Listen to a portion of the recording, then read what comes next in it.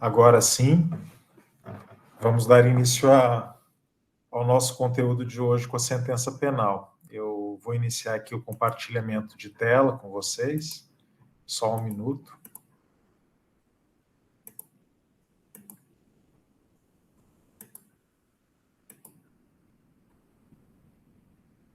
Acredito que vocês já estejam vendo, né? Sim. E, bom, essa matéria de sentença penal, ela é muito correlata à mesma matéria, à mesma disciplina em processo civil, né? Sentença civil. Embora a sentença penal ela seja bem mais complexa que a sentença civil. Ela tem a mesma estrutura, digamos, né? E muitos dos conceitos que... Vocês já viram sentença lá com o professor de processo civil, né? Já, né? Perfeito. E digamos que praticamente todos aqueles conceitos que vocês estudaram em processo civil serão aqui aproveitados, mas no processo penal a sentença ela tem, digamos, algumas características a mais, né? Ela é um pouco mais complexa. Vocês vão se recordar, inclusive, que lá com o professor de Direito Penal 2, salvo engano, vocês estudaram a dosimetria da pena, os artigos 59, o artigo 59 do Código Penal, que define a fixação da pena, né, as etapas ali da fixação da pena, e o artigo 68 do Código Penal, que define a dosimetria da pena pelo método trifásico, que no Brasil foi criado e desenvolvido pelo ministro Nelson Hungria, do Supremo Tribunal Federal. Então, vocês se recordam daquela etapa, né? Aquela etapa agora entra aqui na sentença penal condenatória.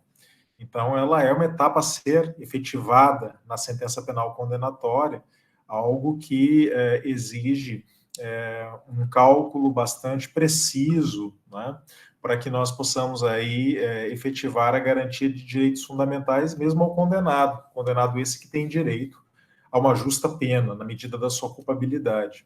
E esta justa pena na medida da sua culpabilidade, ela se efetiva na sentença penal condenatória através da dosimetria da pena. Dosimetria da pena que vocês viram em Direito Penal 2. Então, embora nós não vamos ver aqui, não vamos rever a dosimetria da pena, né? Não vamos rever porque vocês já viram, já é matéria superada.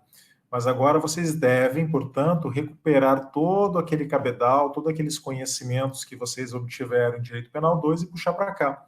Porque é agora, na sentença penal, que vocês deverão realizar aquele procedimento que está muito bem descrito nos artigos 59 e 68 do Código Penal. Quem se ativer precisamente ali a redação, que é muito simples desses artigos, não terá aí qualquer problema de erro na realização dessa dosimetria. Mas, por enquanto, antes de falar da dosimetria, vamos voltar a ela depois, né? Vamos falar um pouco mais disso no momento oportuno. Eu gostaria de falar de sentença penal, lato sensu, de sentença penal entendida aí como um gênero, né?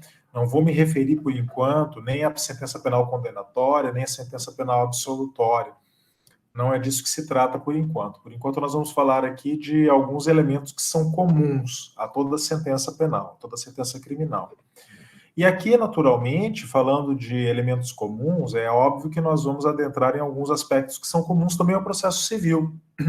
Claro, o gênero sentença, seja ele realizado por um juiz que atua numa vara criminal, com competência criminal, ou um juiz que atua numa vara civil, lato sensu, com competência civil, ela é um ato jurisdicional único, muito semelhante, né?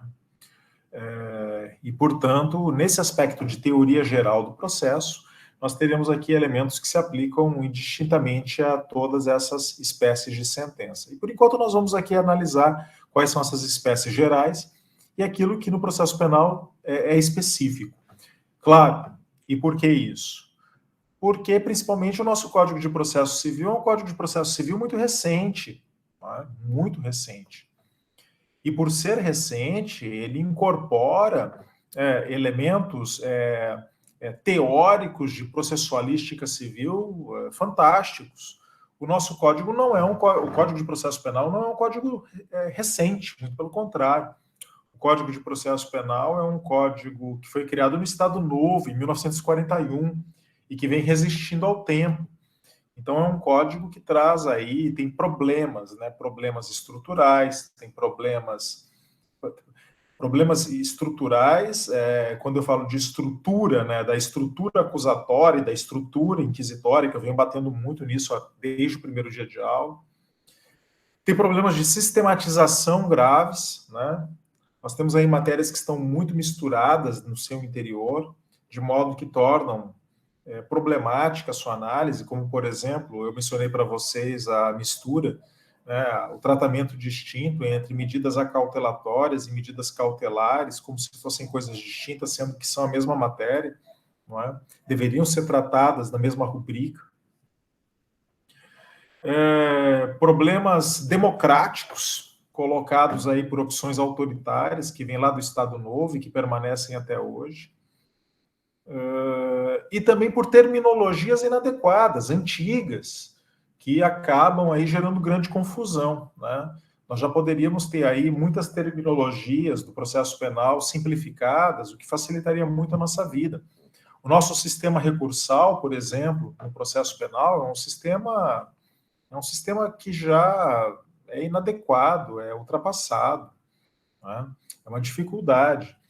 Eu me recordo que recentemente teve concurso para professor de Direito Penal e Processual Penal na UFSC, eu fui o presidente da banca, e nós fazíamos uma pergunta, qual era o recurso cabível?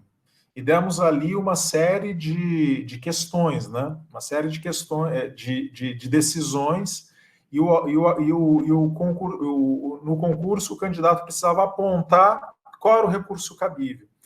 Todos os professores, doutores e pós-doutores em Direito Penal e Processo Penal. E ninguém acertou mais que 50% da questão. E isso porque o sistema é tão caótico que mesmo nós, professores, não nos preocupamos em decorar isso, de ter na cabeça. A gente tem que recorrer ao código, tem que olhar no código, porque se for esperar ter na cabeça o sistema recursal do processo penal, é complicado. Enquanto um processualista civil responderia com muita facilidade qual é o recurso cabível. A decisão é interlocutória, cabe tal recurso. A decisão é uma sentença, cabe tal recurso. Pronto, simples assim. E isso não acontecerá no processo penal, que traz aí algumas malícias, algumas pegadinhas no meio do caminho, que são desnecessárias, né? Que poderiam ser aí simplesmente abolidas. Não tem razão ontológica de ser isso. Tá? Então, tem muita coisa para ser simplificada e esperamos, claro, que o próximo Código de Processo Penal... Eu conhecia bastante o anteprojeto do novo Código de Processo Penal quando ele foi apresentado no Senado Federal. De lá para cá, ele tramitou no Senado, tramitou na Câmara e virou uma colcha de retalhos, né? Eu acho que não vem coisa boa por aí, tá? Dessa colcha de retalhos que foi feita no Congresso Nacional. Mas a gente sempre tem aquela esperançazinha que alguma coisa melhore, né? Então, tomara que venha coisa melhor e que eu esteja enganado, né? Mas o anteprojeto original era um anteprojeto muito, muito bem intencionado, muito melhor do que esse que nós temos, né? Melhor. Bom, sigamos adiante, então, feitas essas observações iniciais. Eu sempre começo com esse conceito do Vicente Greco Filho, que é um autor que trabalha tanto o processo civil quanto o processo penal, porque ele é um conceito que simplifica a nossa vida, né? Não tem intenção aí de dificultar. Sentença, lato sensu, é o ato do juiz que resolve a lide, aplicando a lei ao caso concreto. É uma definição simples, objetiva, sem grandes problemas teóricos, né? Facilita muito a nossa vida. O próprio Vicente Greco Filho continua dizendo que, em relação ao órgão prolator, né, nós vamos mudar aí de terminologia. A sentença, todos nós sabemos disso, é o ato jurisdicional que é prolatado pelo juiz monocrático, e nós chamamos de acórdão o ato jurisdicional prolatado pelo órgão colegiado ad quem, né, ou seja, os tribunais de uma forma em geral. Eu até vou mencionar isso porque no Brasil a gente ouve muito, né? Eu converso com os acadêmicos e entre os advogados, entre os professores, e eu também uso essa terminologia de vez em quando, porque acaba sendo aí algo que predomina, né? A gente fala muito em jurisprudência, né? Ah, a jurisprudência do Supremo. Muitas vezes nós estamos nos referindo a um acórdão do Supremo, a uma decisão do Supremo.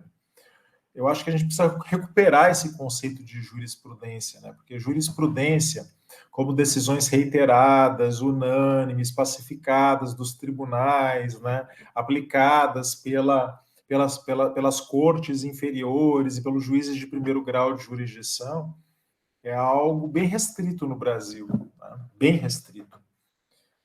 A palavra jurisprudência ela tem que ser redignificada, ela precisa ser recuperada, ela precisa ser utilizada no seu termo forte, né?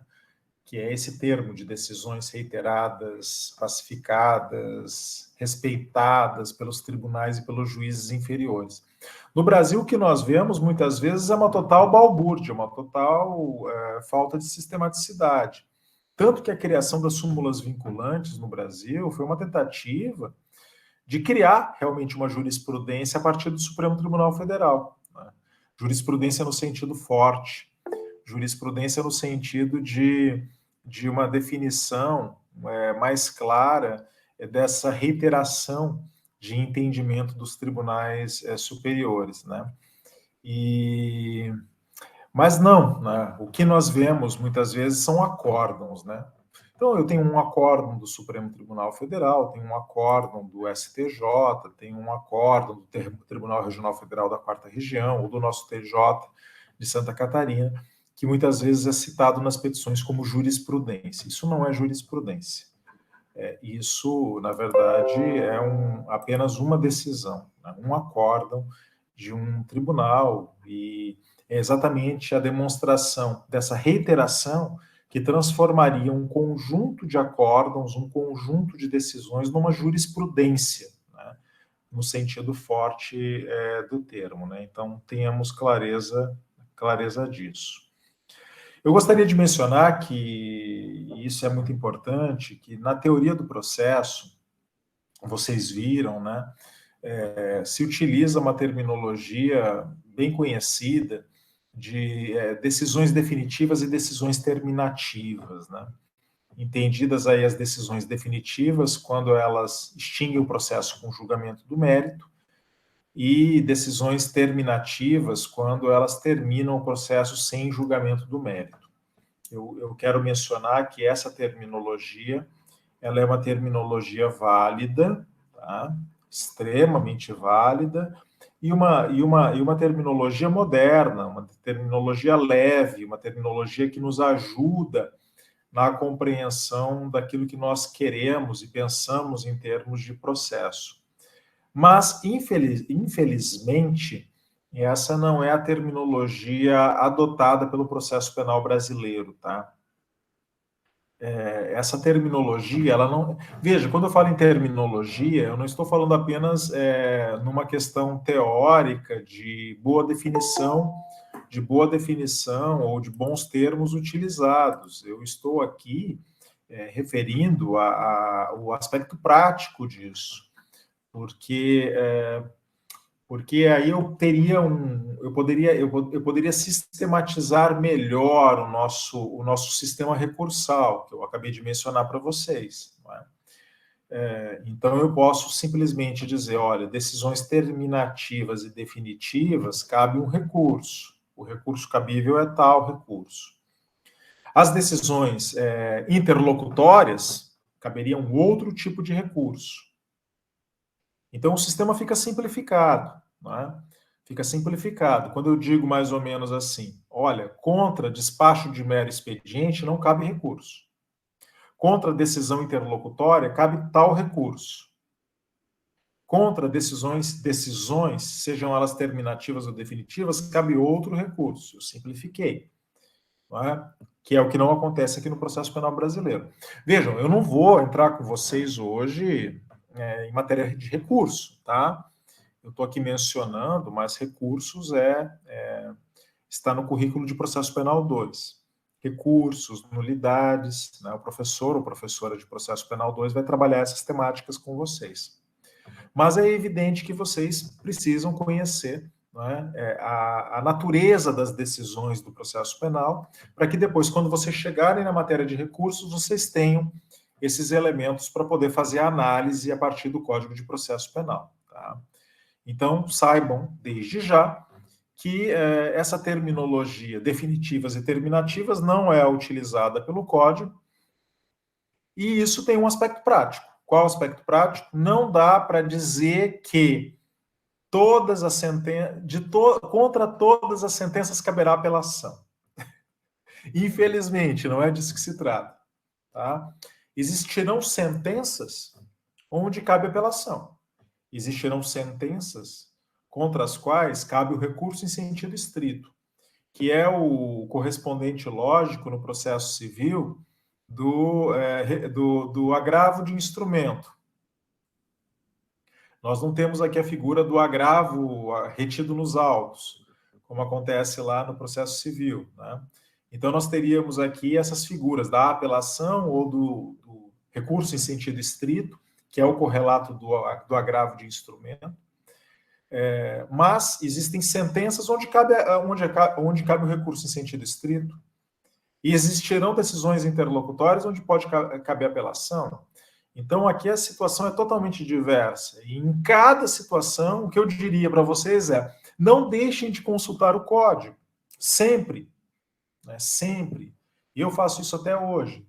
Toda vez eu volto ao código e dou uma olhadinha por cautela, para não cometer equívocos, porque, como eu disse, você não é obrigado a decorar isso, mas pelo menos saber que existem essas diferenças, essas peculiaridades, e que é sempre importante voltar ao código para poder verificar qual é o recurso cabível naquela hipótese, ok? Então qual é, afinal de contas, a terminologia utilizada pelo nosso Código de Processo Penal? O nosso Código de Processo Penal, lá no artigo 800, tá? Eu coloquei aqui ao inverso, né? Ele começa aqui pelo inciso 1, 2 e 3, mas eu comecei pelo inverso para facilitar o nosso entendimento, pedagogicamente. O artigo 800 do Código de Processo Penal prevê quais são os atos do juiz no processo penal. Veja, e aí o 800 dirá: o juiz, na sua atividade jurisdicional criminal, ele profere despachos de mero expediente, ele profere decisões interlocutórias simples, ele profere decisões interlocutórias mistas e profere decisões definitivas ou sentenças. Tá? Então, aqui já começa o dificultador. Né? Vocês não viram lá em processo civil esse tipo de terminologia. Vocês conhecem os despachos de mero expediente, e aqui nós podemos dizer que esses despachos têm a mesma natureza lá do processo civil. Né? Um despacho de mero expediente, ele é uma decisão de impulsionamento processual com uma carga decisória mínima. O juiz está impulsionando o processo com uma carga mínima de decisão. Então, por exemplo, marcar, designar a audiência de instrução e julgamento. Veja. Determinar a juntada de alguma prova aos autos. Prova essa que foi solicitada pela parte. Vejam. Despachar algumas questões administrativas dentro do processo. O juiz, na sua atividade jurisdicional, o juiz criminal, principalmente, ele impulsiona muito o processo. Lá no processo civil a gente diz que as partes têm o dever de impulsionar o processo. No processo penal, até pela natureza inquisitorial que preside o processo penal brasileiro, o juiz tem um poder, inclusive, de impulsionar os autos. Muito grande, muito efetivo. A não ser ali na ação penal privada, né, que hoje são poucas hipóteses existentes na nossa legislação, né, onde as partes elas têm aí, principalmente o querelante, possui um dever maior de impulsionamento processual, né, cabendo ao juiz ali um pouco menos esse poder de manobra, né? Mas o despacho de mero expediente é isso, seja no processo civil, seja no processo penal, é uma decisão com uma carga decisória mínima com finalidade de impulsionamento do processo.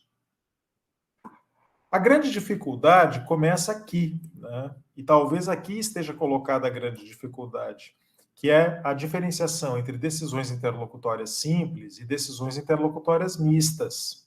Tá? Visto que, extraindo essas hipóteses aqui, sobrará para a sentença apenas aquele sentido de sentença forte, como uma decisão definitiva, e, portanto, se eu estou falando de definitiva, eu estou falando de decisões que julgam o mérito.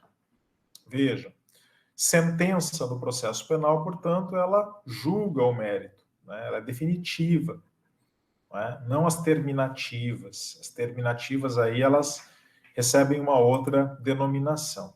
Até isso, inclusive, tem uma exceção que eu vou mostrar para vocês na sequência. Tá? Então, o que é uma decisão interlocutória simples? Né? Olha, uma decisão interlocutória simples, ela diferente do despacho de mero expediente, que apenas impulsiona o processo, ela já tem um conteúdo decisório maior. Ela tem conteúdo decisório. Né? O juiz tem que decidir um incidente processual.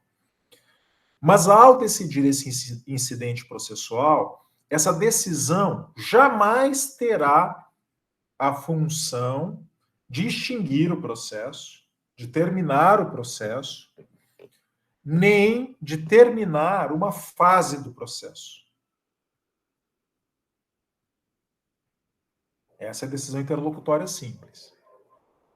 Já a decisão interlocutória mista, ela entra no território daquilo que nós chamamos, no processo civil, de sentença terminativa ou de decisão terminativa. Ou seja, uma decisão interlocutória mista, ela pode colocar fim ao processo sem julgamento do mérito, ou ela pode terminar uma fase do processo penal para começar uma nova fase. Bom, vamos pegar alguns exemplos, né? Vamos pegar alguns exemplos aqui para facilitar a vida. Né? Uma decisão interlocutória simples. Né? O Ministério Público solicita a aplicação do artigo 312 do Código de Processo Penal sobre o acusado, ou seja, prisão preventiva. Há uma solicitação de prisão preventiva nos autos realizada pelo Ministério Público, pelo querelante, né, que possuem aí legitimidade para solicitá-la, e o juiz precisa decidir. Né? A decisão do magistrado sobre a decretação da prisão preventiva, ela tem natureza de decisão interlocutória simples. E por quê? Porque tem carga decisória. É uma decisão jurisdicional. Inclusive, pela definição da Constituição brasileira e do próprio Código de Processo Penal, é uma decisão que tem que ser extremamente bem fundamentada. Né? Artigo 93, lá da Constituição brasileira, exige a fundamentação desse tipo de decisão, e o Código de Processo Penal, no seu artigo 315, exige também uma fundamentação pormenorizada, porque nós estamos aí restringindo a liberdade do acusado. Né? Então, imaginem vocês, uma decisão como essa é uma decisão importante, que impacta na liberdade do sujeito, que tem impactos processuais importantes, mas que não coloca fim ao procedimento, nem termina com uma fase do processo. Então, uma decisão interlocutória simples. O recebimento da denúncia. O recebimento da denúncia também é uma decisão. É a primeira decisão que o magistrado toma no procedimento, no processo. O juízo de admissibilidade positivo, que nós chamamos.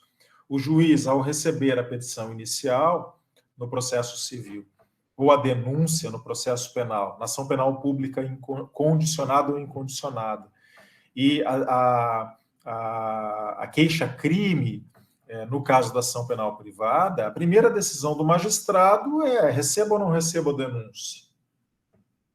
O que eu faço aqui? Não vou entrar aqui naquele debate agora se o juiz primeiro recebe a denúncia ou se ele primeiro determina a apresentação, né, da resposta preliminar. Não vou entrar aqui, mas a primeira decisão do magistrado importante nos autos é exatamente essa. Eu vou receber ou não vou receber essa denúncia ou queixa, ou petição inicial no processo civil. Então, ele tem que fazer o juízo de admissibilidade positivo ou negativo. Se o magistrado ele profere um juízo de admissibilidade positivo, recebo a denúncia, recebo a queixa-crime, eu estou decidindo algo importante dentro do processo e não estou colocando fim ao procedimento nem a uma fase do processo. Então, eu tenho uma decisão interlocutória simples. O oposto muda a natureza da nossa terminologia, porque já a decisão que rejeita a denúncia ou queixa-crime, ela já deixaria de ser uma decisão interlocutória simples, seria uma decisão interlocutória mista. Por quê? Porque ao não receber a queixa ou a denúncia, ele extingue o processo sem julgamento do mérito. Então, nós aqui estaríamos falando o que nós chamamos de decisão interlocutória mista. No processo civil teria uma outra natureza, porque lá qualquer decisão terminativa tem natureza de sentença. Aqui para nós não, aqui nós estamos falando em decisão interlocutória mista. Vejam. Poderia citar um outro exemplo clássico também, né? Os dois exemplos clássicos são exatamente esses, né? A decisão que rejeita a denúncia ou queixa e a sentença de impronúncia. Vejam. O que é isso, professor? Sentença de impronúncia. Ainda não ouvimos falar disso. No nosso sistema processual penal, no tribunal do júri, nós temos duas fases bem distintas. Tá? É como se nós tivéssemos dois processos dentro de um. São duas fases distintas. Nós chamamos essas fases de juízo da causa, ou sumário de culpa, e juízo de acusação. Tá? No sumário de culpa, ou juízo da causa, nós vamos ter uma primeira fase processual que tramita preponderantemente perante um juiz de direito, um juiz togado, que analisa a admissibilidade da causa. E na segunda fase, ou juízo de acusação, nós teremos aí, que deveria ter outra terminologia, poderia ter a terminologia juízo de defesa, né? Mas tem esse nome punitivista, tudo bem, vamos lá. Né? Nessa segunda fase, aquele sujeito que foi submetido ao sumário de culpa e teve julgado admissível a sua acusação no sumário de culpa, ele será submetido ao tribunal do júri, ao conselho de sentença. Conselho de sentença esse que é o juiz natural da causa, que tem competência para proferir a decisão final. E no meio dessas duas fases, existe aí, né, entre o sumário de culpa e o juízo de acusação, existe uma sentença colocada, bem no meio do processo. Uma sentença que se chama sentença de pronúncia ou sentença de impronúncia.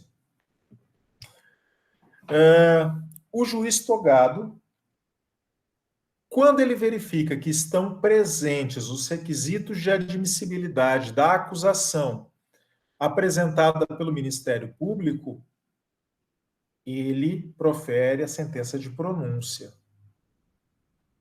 E a sentença de pronúncia, ela tem que transitar em julgado, é uma sentença que tem que transitar em julgado, e transitada em julgado, ela fecha a acusação do Ministério Público. Por exemplo, pode ser que o Ministério Público tenha oferecido aí uma denúncia de homicídio qualificado. Então, aí, né, nesse momento, você consegue debastar essa imputação. Você consegue retirar, por exemplo, uma qualificadora ou duas qualificadoras. você consegue delimitar as qualificadoras ou você consegue, inclusive, desqualificar o crime, trazendo ele para homicídio simples, o que facilita a sua defesa no plenário do tribunal do júri, ou você consegue já realizar a retirada de algum penduricalho, algum crime que por conexão ou continência veio junto com o homicídio. Veja, é um momento oportuno para você fazer a limpeza da imputação realizada pelo Ministério Público na denúncia. Então, o juiz, na sentença de pronúncia, se ele pronuncia o acusado, ele primeiramente delimita o objeto da acusação que foi apresentado na denúncia e, transitando em julgado essa sentença, permite que este réu seja submetido ao tribunal do júri, que é o conselho de sentença, que é o juiz natural da causa. Vejam vocês, isso que nós chamamos de sentença de pronúncia não é uma sentença. Não é uma sentença. Pela própria terminologia do Código de Processo Penal. A sentença de pronúncia é uma decisão interlocutória simples. É uma decisão interlocutória simples. Ela não tem essa natureza de sentença, né, que está colocada aí, que está colocada pelo nosso Código de Processo Penal, né? Aliás, eu falei errado, uma decisão interlocutória mista, né? Uma decisão interlocutória mista, porque ela está colocando fim a uma fase do processo e permitindo o início de uma nova fase processual. Agora, imaginem que o juiz não profira a decisão de pronúncia, mas profira a decisão contrária, que é a decisão de impronúncia. O que é a decisão de impronúncia? A impronúncia será proferida quando o magistrado verificar, por exemplo, que não existem elementos mínimos de autoria e de materialidade para o envio daquele sujeito para o tribunal do júri. Vejam. Portanto, aqui nós estaríamos diante de uma decisão que põe fim ao processo. Põe fim ao processo. E, por outro lado, vejam vocês, essa decisão de impronúncia, embora ela ponha fim ao processo, ela não é uma decisão definitiva. E por que não é uma decisão definitiva? Porque ela não julgou o mérito do processo. Não é uma absolvição no sentido forte do termo. Porque a absolvição é o provimento jurisdicional que declara a permanência daquele sujeito que foi submetido ao processo, o acusado, no estado de inocência. A impronúncia, ela não é uma absolvição, diferente se fosse uma absolvição sumária. Claro, eu estou trazendo aqui para vocês alguns elementos que serão trabalhados pelo professor de Processo Penal 2, mas é apenas a título de exemplo. A absolvição sumária, o próprio nome diz, ela é abreviada.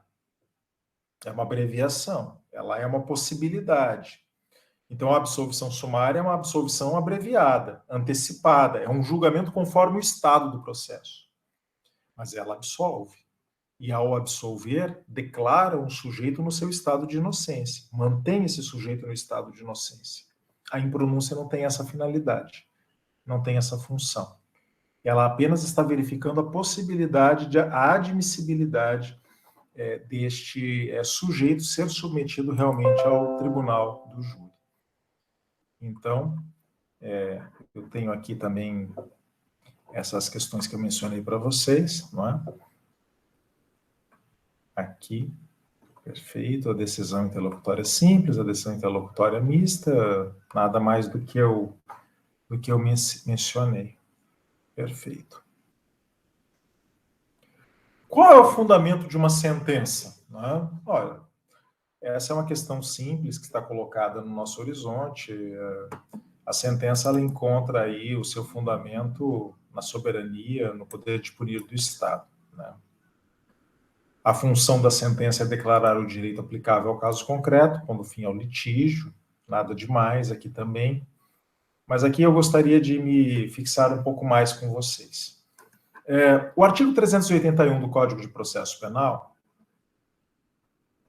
ele define de uma maneira muito tosca, desculpem a utilização desse termo, né, muito tosca, os requisitos formais de uma sentença, tanto os intrínsecos quanto os extrínsecos. Eu digo de uma forma tosca porque esse artigo 381 não acompanha a moderna processualística do processo civil, por exemplo. Mas daí nós podemos extrair alguns elementos que nós reconstruímos e que hoje são bastante unânimes na jurisprudência processual penal. Tá? Aqui, jurisprudência no sentido forte, de decisões reiteradas, unânimes, ou muito bem consolidadas no pensamento jurídico dos nossos tribunais. Tá? Bom, uma sentença, ela possui requisitos formais intrínsecos e requisitos formais extrínsecos. Tá? Os intrínsecos, que são pertinentes à própria estrutura da sentença, uma questão estrutural, tá? Quando eu falo em intrínseco, estou me referindo a uma questão estrutural. Fazem parte da estrutura da sentença o relatório, a fundamentação, o dispositivo e a fixação com dosimetria da pena, se ela for uma sentença penal condenatória. Se eu estiver diante de uma sentença penal absolutória, eu teria apenas esses três requisitos, essa estrutura aqui. Relatório, fundamentação e dispositivo. Perfeito? Isso é a sentença penal absolutória. Na sentença penal condenatória, eu acrescento aqui uma nova estrutura. Depois do dispositivo, eu preciso fixar e realizar a dosimetria da pena. Tá? Bom, o que é um relatório? Todos nós já conhecemos o relatório lá do processo civil. Um relatório é um resumo das ocorrências processuais, nada mais. Quando eu falo em ocorrências processuais, estou querendo dizer que não é o momento do juiz tecer considerações de mérito. Ele não está analisando a prova. Ele não está cruzando dados. Ele está apenas relatando ocorrências processuais. Trata-se de procedimento autuado sob número tal, na vara tal, mediante apresentação de denúncia do Ministério Público datada de tal dia, que imputa ao réu fulano de tal a prática de tal fato, solicitando a sua condenação no dispositivo tal do Código Penal.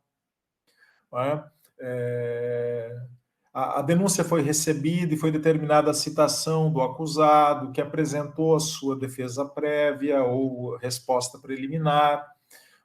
Foi realizada a audiência de instrução e julgamento, onde foram ouvidas tais e tais e tais testemunhas, ou seja, que disseram tal e tal coisa. É um relatório. Apenas um momento onde o magistrado ele relata a história do procedimento, o que aconteceu dentro do procedimento, sem qualquer opinião de mérito. Perfeito? Isso é um relatório de uma sentença. Ele tem uma função? Tem uma função, mostrar que o magistrado conhece o processo, que ele leu o processo, que ele não passou para uma terceira pessoa fazer, né, o relatório. O relatório é o magistrado que faz, ele não terceiriza, né, não terceiriza. Ele está demonstrando que ele conhece o procedimento, conhece as fases procedimentais. É uma necessidade estrutural da sentença. Né? Que em alguns momentos pode ser dispensado por leis penais especiais. Tá? Pode acontecer. Mas a regra geral do Código de Processo Penal é a presença do relatório. Ok? Feito o relatório, o magistrado passa à fase da fundamentação. E aqui eu estou utilizando fundamentação lato sensu, tá? Como motivos de fato e de direito que formaram a convicção do juiz. Nada de novo no front, né? Vocês já viram tudo isso em processo civil também. Eu só vou deixar aqui esse lato sensu por enquanto, porque eu quero voltar a essa questão daqui a pouco, para aprofundá-la, tá? Porque fundamentação lato sensu não é fundamentação stricto sensu. A fundamentação lato sensu, nós entendemos que ela inclui a motivação e a fundamentação, que são coisas diferentes. Ok? Então, fundamentação lato sensu engloba motivação e fundamentação estrito sensu, que é diferente da lato sensu. Daqui a pouco nós vamos voltar a essa questão e eu vou falar mais especificamente. Bom, nessa fundamentação, é o momento em que o magistrado tem, não é, para motivar por que ele entende que o réu deve ser condenado ou absolvido. E fundamentar juridicamente como ele aplica essa pena, como ele aplica essa sanção. Existe uma estrutura aí de fundamentação para conferir racionalidade à decisão, de modo que qualquer pessoa, seja o advogado, seja o acusador, qualquer pessoa que leia o procedimento possa refazer o percurso do magistrado e encontrar os seus furos ou as suas consistências naquela sentença, naquela decisão. Feita a fundamentação, o magistrado passa à terceira etapa estrutural da sentença, que é o dispositivo. O dispositivo é o momento soberano da decisão, é o momento soberano da sentença, é o local adequado onde o juiz, tendo relatado o processo e tendo motivado e fundamentado o seu entendimento, ele passa a decisão como estado juiz. É por isso que aqui aparecerão duas partículas, que é o ou absolvo ou o condeno. Porque a decisão está colocada aqui. O dispositivo é uma parte simples da sentença, mas uma parte fundamental.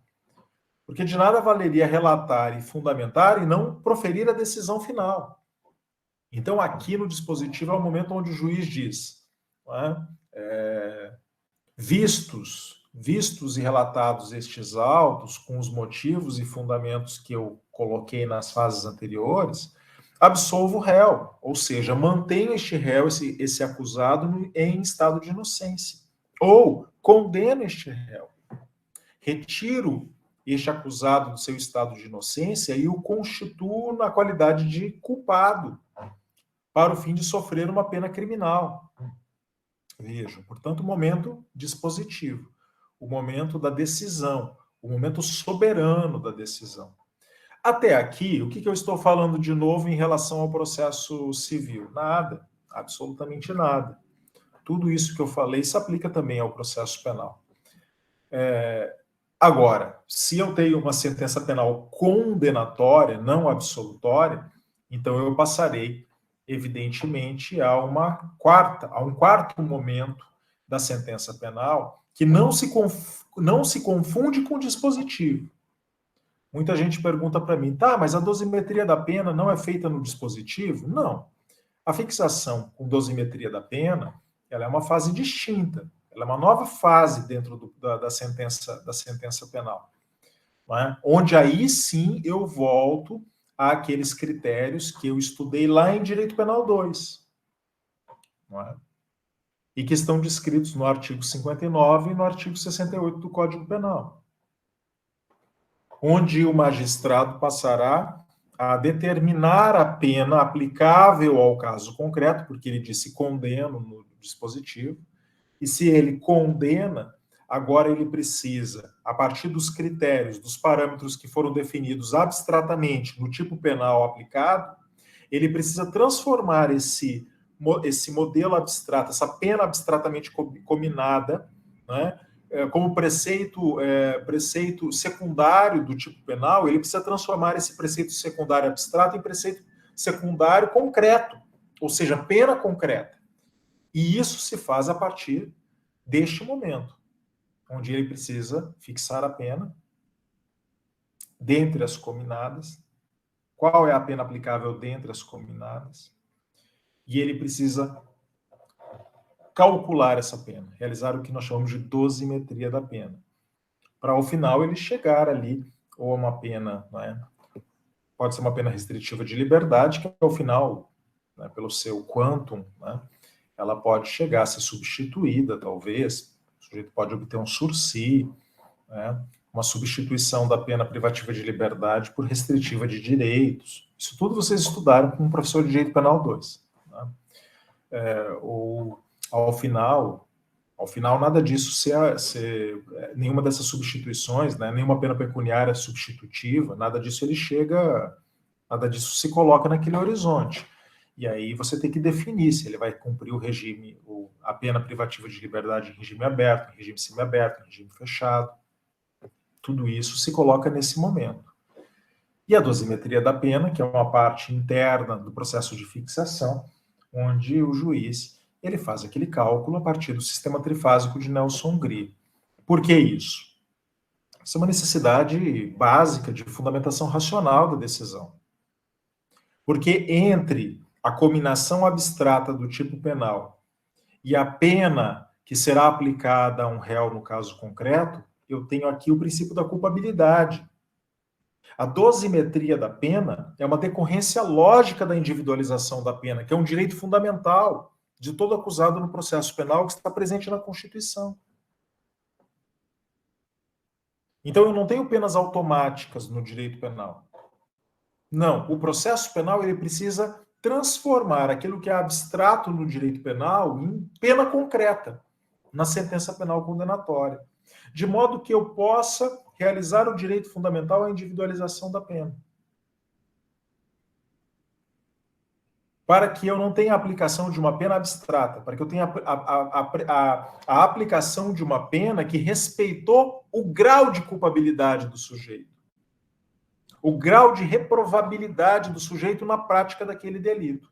De modo que duas pessoas que praticarem um homicídio, mesmo que em coautoria, elas terão penas diferentes, poderão ter penas diferentes, porque o grau de culpabilidade é diferente entre elas. Imaginem, por exemplo, que dessas duas pessoas, uma fosse parente próximo da vítima. Gozasse de relações de coabitação, hospitalidade, relação de confiança, a outra não. Então, vejam, eu tenho elementos, né? Eu tenho elementos no Código Penal Brasileiro, lá no artigo 59 em diante, que me trazem ali importantes marcos para que eu defina a culpabilidade de cada sujeito concretamente dentro do processo penal. Daí que a fixação e a dosimetria da pena, no caso da sentença penal condenatória, de vários réus, né, quando eu tenho vários réus coautores do mesmo crime, ela tem que ser feita de forma separada. É uma dosimetria da pena para cada um. Para cada um dos coautores. Eu não tenho dosimetrias e fixações genéricas que sejam aplicáveis a todos os réus, a todos os acusados. Isso estaria violando o princípio da individualização da pena. Muito pelo contrário, eu preciso fixar e definir a pena criminal de cada um dos coautores, para que eu possa obedecer esse princípio e realizar esse direito fundamental. Perfeito? Mas, como eu disse, nós não vamos aqui voltar a essa questão da fixação nem da dosimetria da pena. Isso aqui é matéria superada em Direito Penal 2. Eu gostaria apenas de voltar aqui, né, voltar à fundamentação lato sensu agora, para inclusive fazer algumas diferenciações. Diferenciações essas que são importantes, para que nós aí não façamos confusão, mas que vocês com certeza já viram também em processo civil e não é nenhuma novidade para vocês. Eu sempre gosto de mencionar que nós temos aqui uma diferença um pouco bem clara entre motivação e fundamentação, né? Porque a motivação, ela diz respeito à causa de pedir. E nós sabemos que no processo penal, a causa de pedir, ela está diretamente ligada ao fato ou lide processual penal, para aqueles que admitem, né, a terminologia da lide no processo penal. Enquanto a fundamentação, ela não diz respeito à causa de pedir, ela diz respeito ao pedido. Então, ela é algo posterior à causa de pedir, não é? Então, eu sempre gosto de fazer essa diferenciação aqui. Motivar a sentença é declarar os motivos que levaram o magistrado a se convencer da culpabilidade ou da inocência do acusado. É matéria eminentemente probatória, ligada à análise do fato e que justifica o dispositivo da sentença. Exatamente aquele dispositivo que eu mencionei, o condeno ou absolvo. Então, motivar, vejam, é o juiz declarar o motivo pelo qual ele considera o réu culpável ou culpado ou inocente sobre os fatos que foram imputados pelo Ministério Público na denúncia. Ele está se referindo à causa de pedido, não ao pedido. É por isso que eu digo que é a parte mais heurística da fundamentação. Heurística por quê? Porque ela depende de uma aproximação. Ela não é matemática. Ela não é uma parte matemática. Não tem matemática aqui. É incrível dizer isso, mas 2 juízes que analisassem a mesma causa poderiam chegar a motivações diferentes? Poderiam. Poderiam. E não é incomum que isso aconteça. Seja esse juiz um juiz togado ou um juiz leigo no tribunal do júri. Se chegam a decisões divergentes. Nos tribunais, por que tem o voto divergente? Os desembargadores, os ministros, eles discordam. E discordam sobre motivos. E motivos dizem respeito ao coração da demanda, à causa de pedir, ao condeno ou absolvo. Enquanto eu tenho um aqui que está condenando, está dizendo não, esse sujeito é culpado. O outro está dizendo esse sujeito é inocente. Então a motivação ela é necessária exatamente por isso, porque o juiz ele declara no primeiro momento por quê, com qual motivo ele julga procedente ou improcedente a causa de pedir, manifesta na denúncia ou na queixa-crime.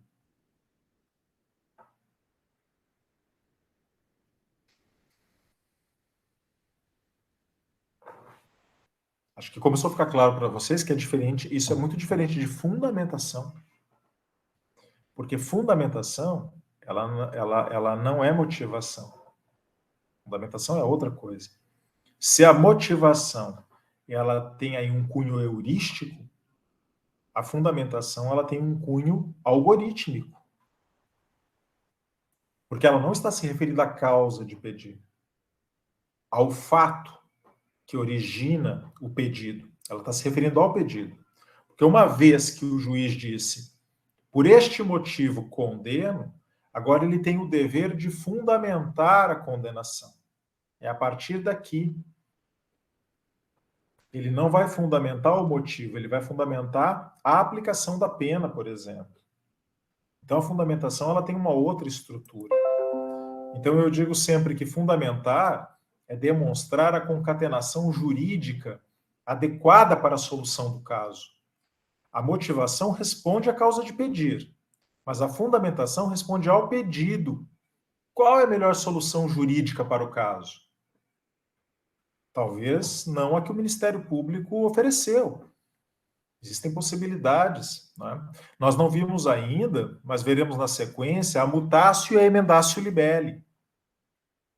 Talvez a solução que foi ofertada pelo Ministério Público não seja a melhor. O juiz talvez chegue a uma terceira solução, que não é nem a solução ofertada pelo Ministério Público, nem a solução ofertada pela defesa. Talvez tenha aí uma terceira possibilidade. Então, se o juiz ele vai oferecer uma solução melhor para o caso do que a que ofereceu defesa e acusação, ele tem que fundamentar como ele chega nisso. Por que enquadrar o caso nesta e não naquela tipicidade? De repente, o juiz entendeu, sim, que ele era culpável, mas entendeu que não era caso de condená-lo por um crime qualificado, mas por um crime simples ou privilegiado, ou vice-versa, não, que aí, se a pena aumentasse, deveria existir aí a mutatio libelli, né? Mas vamos falar disso um pouco mais tarde. Tá? Mas se o juiz ele vai desqualificar um crime, se ele vai aplicar uma outra tipicidade que não aquela prevista, tá? Na imputação do Ministério Público, ele tem que justificar, ele precisa fundamentar. Qual o fundamento jurídico da condenação ou absolvição? Com qual fundamento? Com base em qual inciso do artigo 386 do Código de Processo Penal eu estou absolvendo o réu? Com base em que eu estou condenando o réu? Com base em que dispositivo do Código Penal? Vejam, ele tem que declarar. Qual é a pena aplicável à situação concreta? Vejam, o magistrado ele pode, se a pena definida no Código Penal ela é alternativa, o juiz vai ter que, inclusive, escolher uma das penas. E ao escolher uma das penas, ele vai ter que justificar, fundamentar por que ele escolhe aquela pena e não outra pena.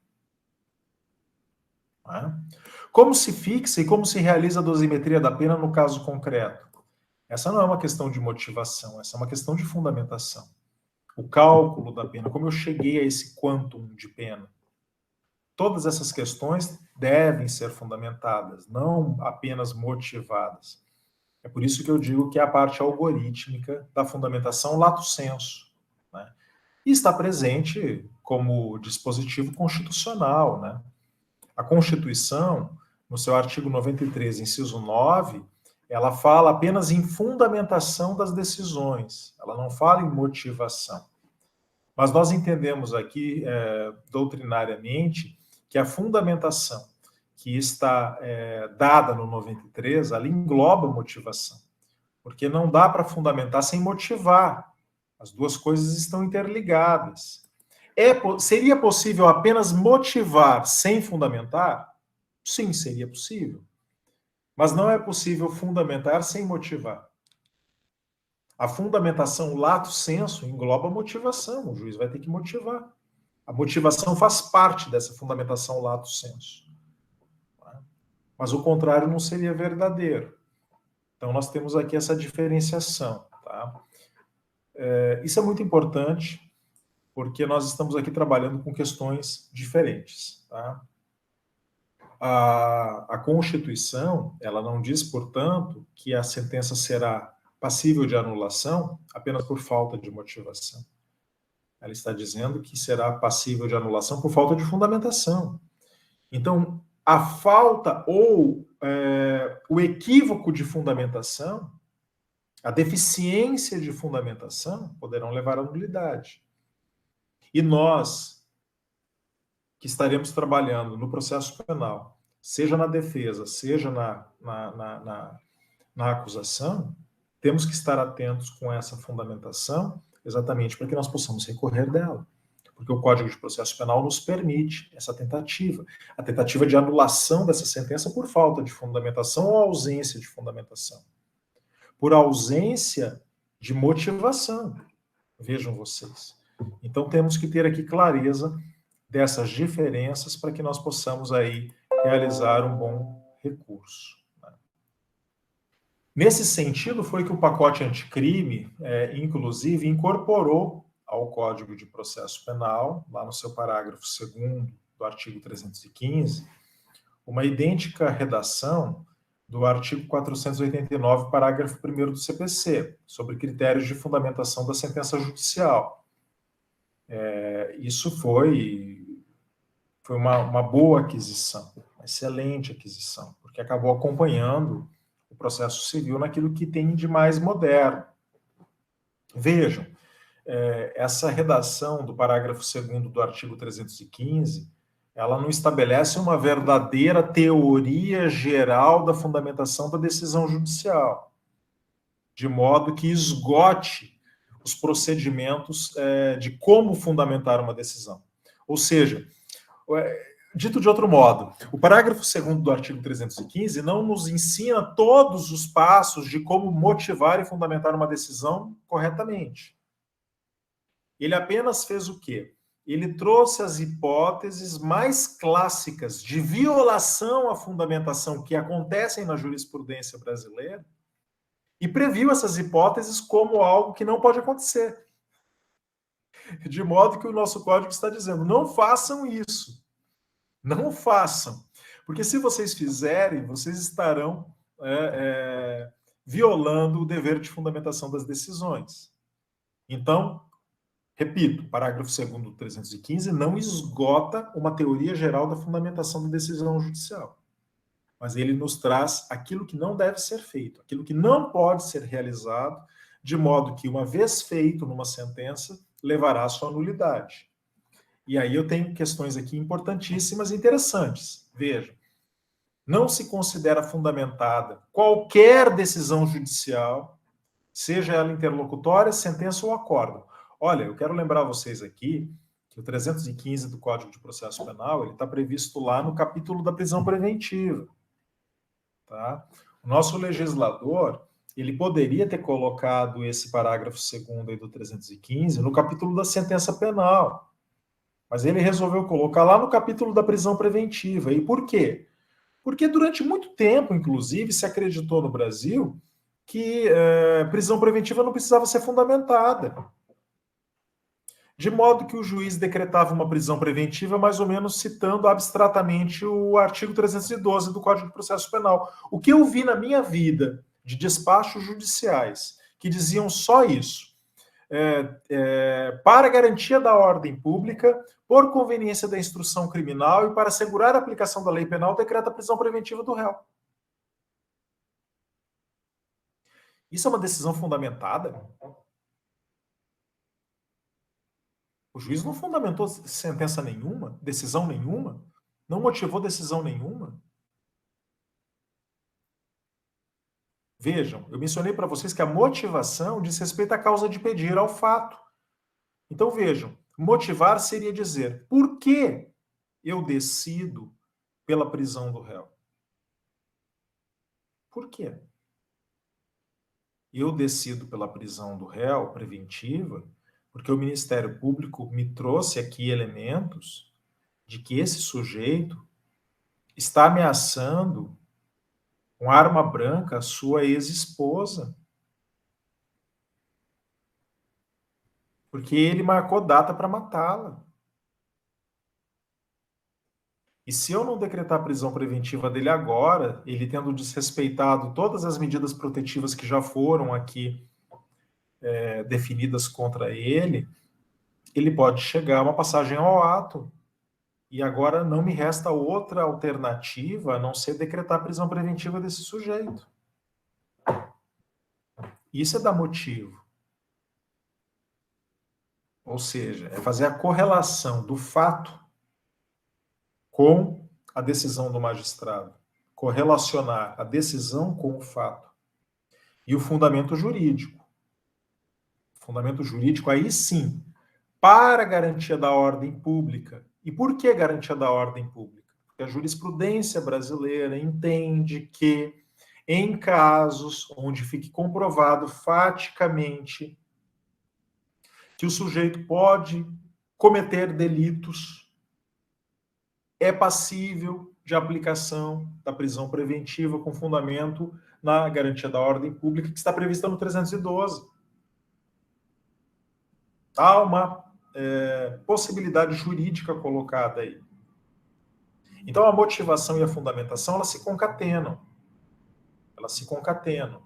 Elas se casam, de modo que elas completam esse jogo. Esse jogo de argumentos racionais que tornam uma sentença aceitável. Então, o nosso legislador do pacote anticrime preferiu colocar esse parágrafo 2º lá no 315, de modo a dizer que uma decisão que decreta uma prisão preventiva, ela tem que ser fundamentada como é uma sentença, de modo completo, exauriente, né? Não apenas citando genericamente a garantia da ordem pública, ou o asseguramento da aplicação da lei penal, ou a garantia da execução da pena, porque isso são apenas abstrações. São apenas elementos que estão colocados abstratamente no nosso Código de Processo Penal. E motivar e fundamentar não é repetir artigos de lei. Fundamentar e motivar é correlacionar fatos com fundamentos jurídicos, de modo racional. Vejam, né? Mas o parágrafo 2º, embora esteja colocado lá no 315 da prisão preventiva, ele começou dizendo: não se considera fundamentada qualquer decisão judicial, seja ela interlocutória, sentença ou acordo. Então, eu tenho aqui uma aplicação genérica a todo o processo penal. Não se considera fundamentada a decisão que limitar-se, primeiramente, inciso 1, à indicação, reprodução ou paráfrase, né, que é conferir um novo sentido de ato normativo sem explicar sua relação com a causa ou a questão decidida. Então, o juiz vai lá e indica um artigo de lei, mas não diz, tá, mas qual é a relação desse artigo de lei com o caso que nós estamos trabalhando? Qual é essa relação? Ou simplesmente pega um artigo de lei extremamente conhecido da nossa legislação e parafraseia esse artigo. Confere um novo sentido, que é um sentido que não é conhecido pela jurisprudência, que não é compartilhado pela sua comunidade científica, pela comunidade dos juízes, pela jurisprudência, e o coloca como apenas uma citação, sem fundamento, sem correlacionar, como eu disse para vocês, o fato com o direito. Vejam, essa prática levará a uma possível nulidade da sentença penal, por falta de fundamentação. Ou, inciso 2, empregar conceitos jurídicos indeterminados, sem explicar o motivo concreto de sua incidência no caso. Hoje está na moda falar em ponderação. Todo mundo gosta de falar em ponderação de princípios, né? Só que é bem unânime, né, na prática jurídica brasileira que, embora todo mundo goste de citar a ponderação de princípios do Alex, pouquíssimas pessoas conseguem aplicar esse procedimento ou conhecem a aplicação desse procedimento na prática judicial brasileira. Então, é muito comum, por exemplo, que acórdãos do Supremo Tribunal Federal citem pormenorizadamente, citem várias vezes, segundo a ponderação de princípios de Alex, mas não desdobrem essa ponderação. Como se dá essa operação ponderatória? Como se dá? Então, eu não posso falar em ponderação de princípios sem demonstrar como esse procedimento se opera na prática, sem que isso esteja fundamentado dentro de uma sentença penal ou de um acordo. Pena de nulidade. Estou dando apenas um exemplo aqui, né, de um conceito jurídico que pode ser utilizado de uma maneira totalmente indeterminada. Invocar motivos que se prestariam a justificar qualquer outra decisão, né? Eu já cheguei a recorrer de sentença, tá? Porque o Ctrl+C, o Ctrl+V foi tão mal feito que, inclusive, citava o nome do réu da outra demanda. Não é? E não foi uma vez nem duas, gente. Porque essa é uma prática comum. No Ctrl+C, no Ctrl+V, principalmente na Justiça Federal. Isso é muito comum na Justiça Federal, é impressionante. Né? A sentença vem com trechos copiados inteiros de uma outra decisão, né, com nome de testemunha, com nome de réu, que não pertence a esse processo. E você coloca lá, olha, peraí, ó, isso aqui foi Ctrl+C, Ctrl+V. E pede a nulidade da sentença. Isso para dar um exemplo da possibilidade desse inciso que nós estamos aqui mencionando. Tá?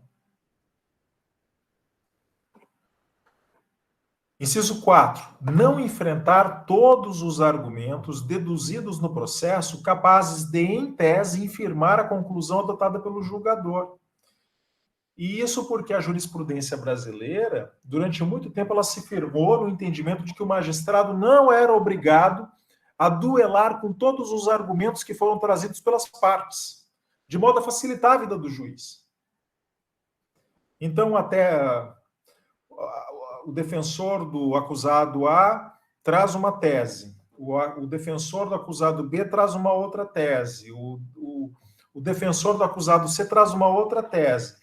Mas o juiz, ele simplesmente ignora todas as teses que foram trazidas pela defesa, não motiva o mínimo porque ele não está adotando, porque ele não considera pertinentes àquelas teses e parte diretamente para a condenação do réu. E diz, não, não considero, porque eu entendo que ele é culpado e ponto final. Tá, mas eu aleguei legítima defesa, o senhor não vai minimamente justificar por que não é aplicável legítima defesa nesse caso? Eu aleguei estado de necessidade, o senhor não vai trazer minimamente o motivo pelo qual o senhor entendeu que não era cabível estado de necessidade no caso? Vejam.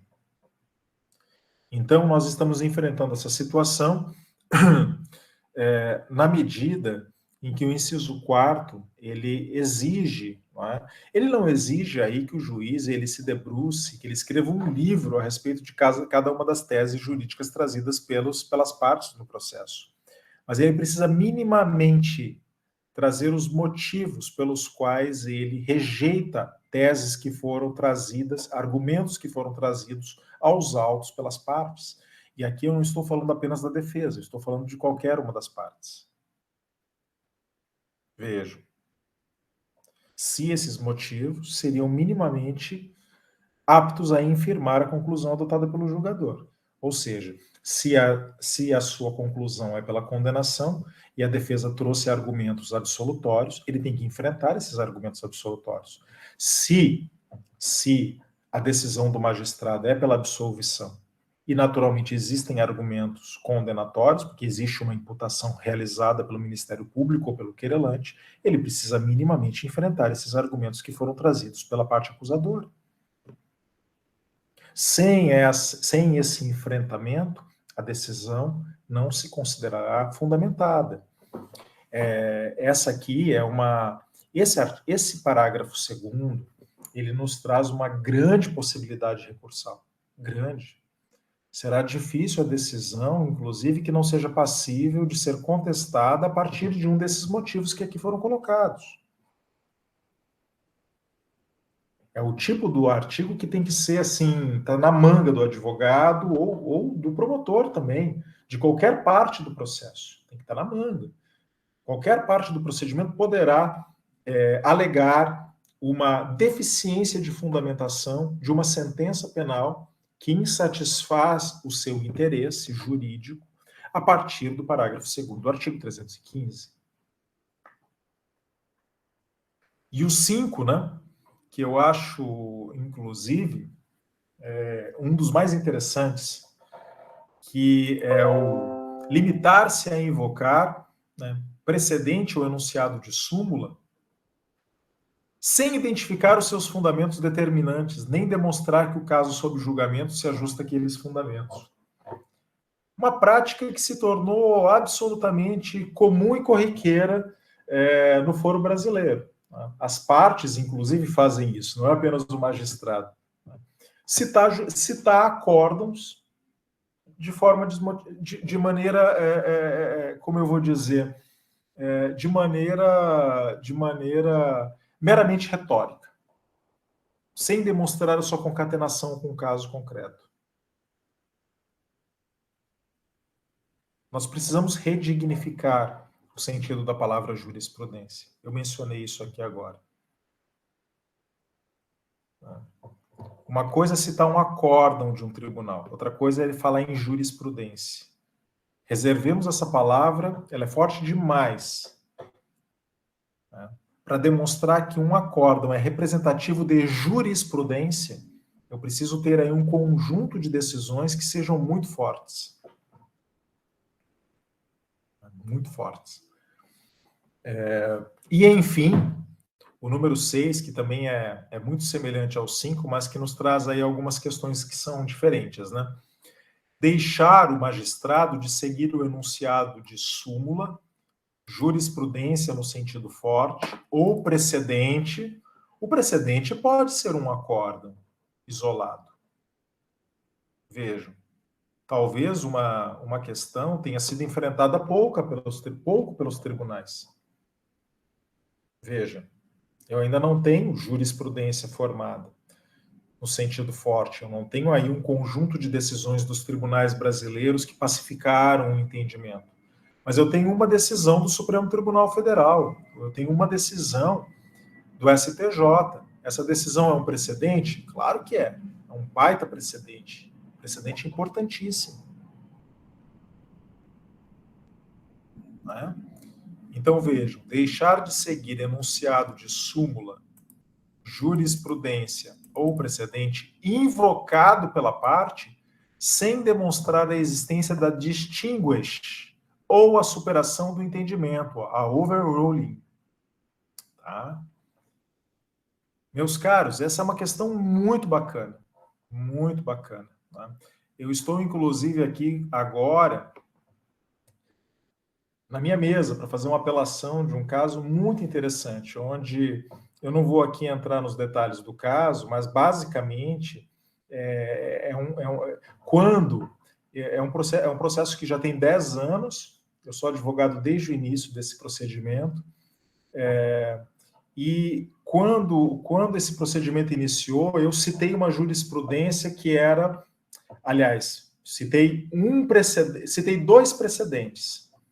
Eram precedentes, eram acórdãos isolados. Um acórdão isolado do Tribunal de Justiça do Paraná e um acórdão isolado do Tribunal de Justiça de São Paulo.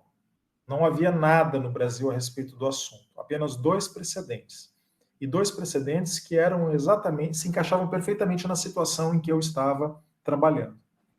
Então eu citei esses dois precedentes, o processo tramitou por longos 10 anos. E agora, chegando ao final, eu tive, o juiz julgou improcedente o meu pedido. Improcedente o meu pedido. Então eu fui agora fazer uma pesquisa e percebi que aquilo que eram apenas precedentes naquela época se tornaram jurisprudência no Brasil.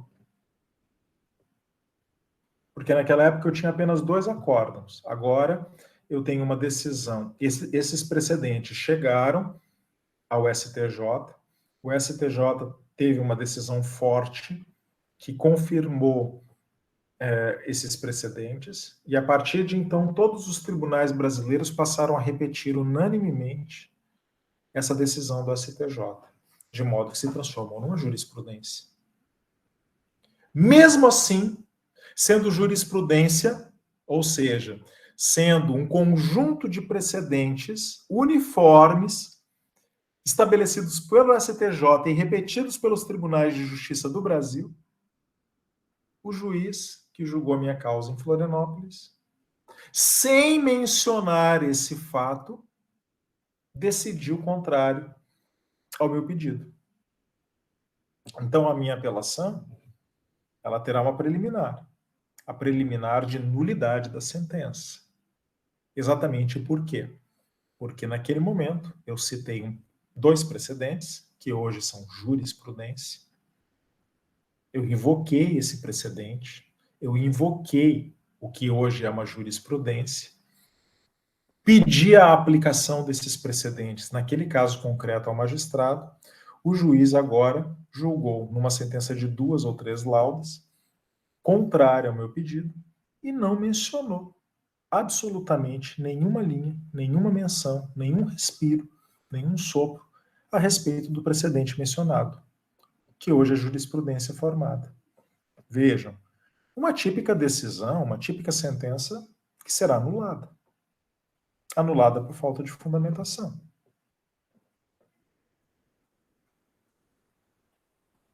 Anulada por falta de fundamentação.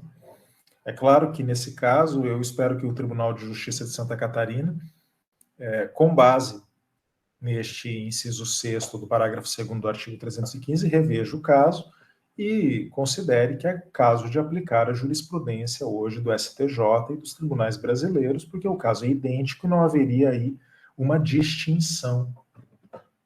Vejam, a distinguish não está colocada. Não tem distinção.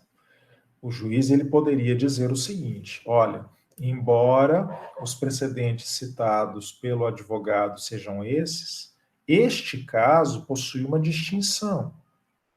Uma distinção que afasta a aplicação desse precedente ou dessa jurisprudência. Ah, então houve a fundamentação. Este é o fundamento da distinção. Eu só posso deixar de aplicar um enunciado de súmula, jurisprudência ou precedente citado pela parte se eu demonstrar por que este enunciado não se aplica ao caso concreto, porque há uma distinção. Ou a overruling, que é a superação dessa jurisprudência. Essa jurisprudência, esse precedente, essa súmula envelheceram, foram superados, não são mais aplicados pelos nossos tribunais. Esse é um entendimento caducou, e, portanto, não é mais aplicado. Foi superado porque agora nós temos novas normas, houve uma nova legislação, houve um novo entendimento do Supremo, um novo entendimento do STJ, e esse entendimento anterior ficou no passado.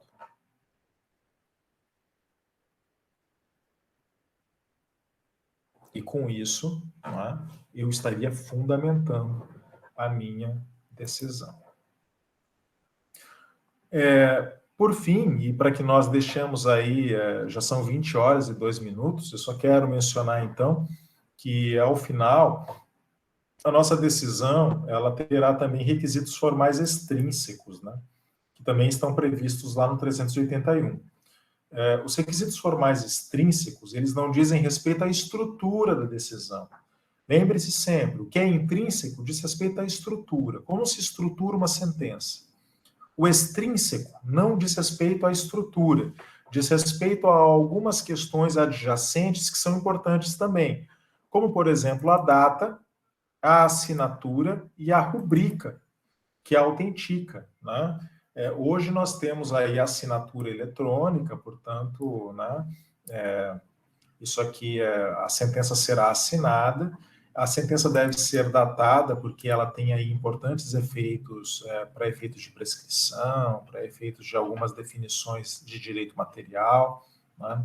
A assinatura é importante porque uma sentença juntada ao processo, sem assinatura, seja ela física ou eletrônica, ela é uma carta de intenções, mas ela não é uma sentença. Imaginem vocês que houvesse aí, por equívoco, a falta de assinatura do magistrado numa sentença. Ela foi juntada nos autos, ficou um ano lá, depois de um ano eu fui intimado daquela sentença inexistente.